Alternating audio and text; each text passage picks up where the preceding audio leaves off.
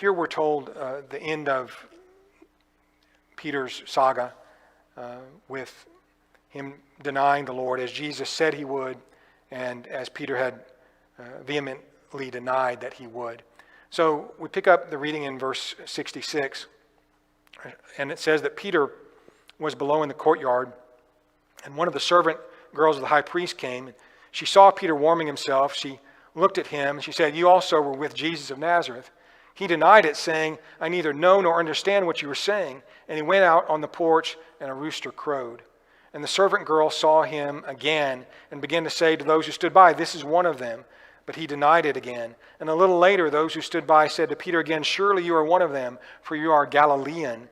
Your speech shows it." You know, sometimes your accent can tell where you're from by your accent. If you from Alabama, folks from around here travel up north somewhere, a lot of times people can guess you're from Alabama. Somebody from Michigan or Wisconsin travels down here. A lot of times we can guess where they're from.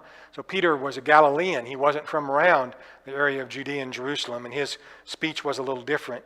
And so they were able to identify him by his speech, probably by his appearance. The servant girl recognized him, and yet Peter still denies it. He says, "I do not know this man." The rooster crows then, and Peter remembers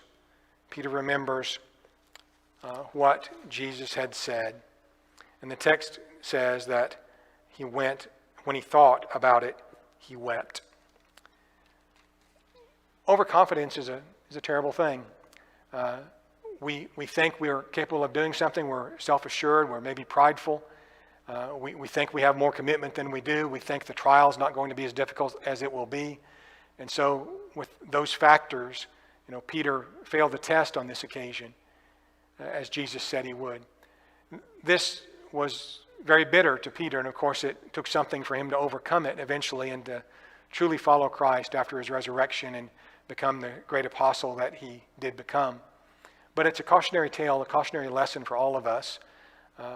Let's remember that we need Christ, that trials can be difficult. Let's remember that the world will pressure us intensely, just like Peter was pressured here. And we must recognize what they're doing. We need to try to keep ourselves out of situations where we'll be under that kind of intense pressure from the world so that we might keep our faith and faithfulness in Jesus Christ.